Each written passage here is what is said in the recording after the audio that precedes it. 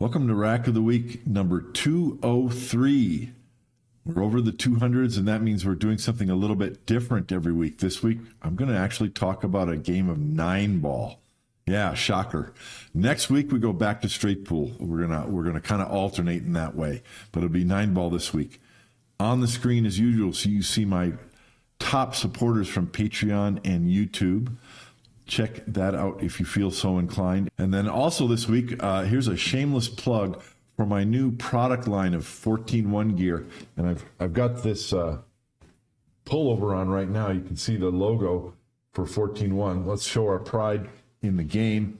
There's T-shirts, pullovers, caps, mugs, all kinds of stuff. This is quality clothing. This is Champion. Most of the stuff is made by Champion. And then these are embroidered logos. It's not just those, iron on or whatever. This is going to last a long time and look great. So please check out the 14-1 line. Show your pride for straight pool. Okay, so we're going to talk about a game of Nineball this week. And if you're going to talk about Nineball, that means you need to show some video by Matchroom. Matchroom being the professional organization they are, a little bit more particular about copyright issues, but you are allowed to show individual shots, just little snippets of things. I'm going to try that technique and we'll see how it works. Okay, the match that I've chosen is from the finals of the 2024 U.S. Open between Fedor Gorst and Shane Van Boening. As you guys know, Fedor won 13-10. It was a close match throughout. The theme of the Rack of the Week is thinnest of margins. And that's the case in a lot of pro Nineball games. And when you have two of the top players in the game today going at it, that's what you really see. It's only the slightest little mistakes, or not even mistakes, but just the way that the balls, that the games turn on various shots that can change the outcome of the whole match. And indeed, in this match, I want to highlight one game. The score was 9-8. Some of you probably know what game I'm talking about. I want to set the stage for this. Fedor and Shane had played just a little bit earlier to the U.S. Open. They had played a race to 120 over the course of 3 days in 10-ball. During that match, let me check my scores here. During that match, Shane led the match during days 1 and 2. He was ahead. He scored 40 games to Fedor's 36 on day 1. This is the 10-ball match. He scored 40 games to Fedor's 37 on day 2. Day 3, Fedor scored more games, 43-40. Shane actually was behind by 10 games. It was the biggest deficit of the entire match. It looked like Fedor had come from behind and was going to take it. From 10 games behind, within a course of 30 games, Shane not only came back, but pulled ahead and won the match by a score of 120-116. We've seen Shane lead a match and front run all the way through, but he has a history sometimes of just it's kind of close, but he's behind by 1 or 2 or 3 games, and then he makes that comeback and then finishes out with the win. We've seen that time and time again. We saw it in the 10-ball match that they played earlier. During this 9-ball match, the finals of the U.S. Open, it was close in the beginning. Fedor was ahead, never ahead by more than 2 games. He was ahead at a score of 5-3. Then it got tied at 6-6 and again at 7-7. Then Fedor pulled ahead 2 games again to 9-7. This is a race to 13. I was really rooting for Shane to get his 6th U.S. Open title. It looked to me, even at 9-7, I was like, Shane is in this match. He was fighting hard, playing with confidence. I was like, Shane's going to pull ahead from behind like he always does and win this thing. I really thought that was going to happen. I think the match turned on this game. Fedor was ahead 9-7. Then Shane won to make it 9-8, and now Shane's breaking. Shane broke the balls well. He didn't get a shot on the 1. He has the shot that you see on the screen to play a safety, and this is the thinnest of margins that I'm talking about. Shane's putting the cue ball behind the 7 ball, so just 2 rails, and make the cue ball run at the 7, and he kind of got the angle a little bit wide, And so the cue ball peaked out. What would have happened in this game if Shane had played the cue ball to the bottom rail and right up to the back side of the 7 like this, which is where he was intending to play it? Now, who knows what would have happened? Maybe Federer wouldn't have hit the 1. Maybe he would have hit the 1.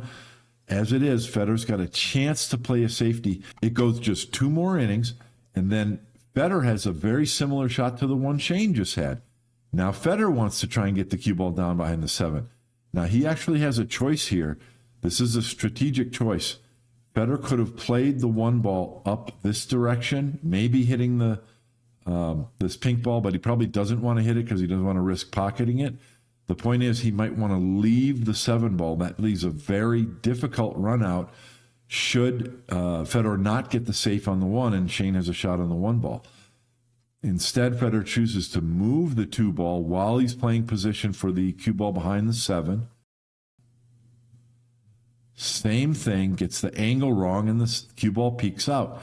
Now Shane has a shot. He can't pocket the 1, but he can play a safe. He's trying to get the cue ball behind the 8 ball. It's more of a containing safety, and you're really playing position for the 1 ball because you've got to get the 1 ball close to the rail so that you don't leave a shot.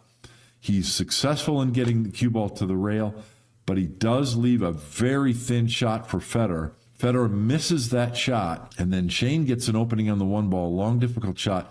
He runs the 1 and 2, and then he ends up with this shot on the 3 ball. So he's got a very thin shot on the 3, and he's trying to bring the cue ball 3 rails around the 6, but because then he's got a chance to come this way into the pink or around it and have a shot. If he gets position on this pink ball, that's curtains. Shane's going to tie it up at 9-9, and I really felt at that point he would have the momentum, breaking at 9-9, to pull ahead and close this thing out and win his 6th U.S. Open. Instead, just the thinnest of margins, just the slightest miss hit. I mean, this is a really difficult shot to pocket and a difficult position play to get the cue ball to come around the 7. Doesn't quite get it. Shane's still not out. He's got a kick shot. He has to kick the pink ball, clear that 6 ball, and stick the cue ball behind the 6, and not make the pink ball in the side pocket to get it to come clear and not clip the 9 ball, hopefully. Look at this clip as Shane's getting ready to approach the shot. Look at Fedor behind him. Fedor's scratching his chin, and he's like, you know, I might get back to the table. I have a chance here. And indeed, he did have a chance to get back to the table. You guys know what's coming up. This is Shane's kick shot on that pink ball. Not only does he hit it well, he hits it absolutely perfect. And when Shane hit this shot, I said to myself, that's it. Shane is going to get ball in hand, probably, maybe get an open shot at the pink ball. He's going to be ahead 9-9 breaking. The thinnest of margins happens once again.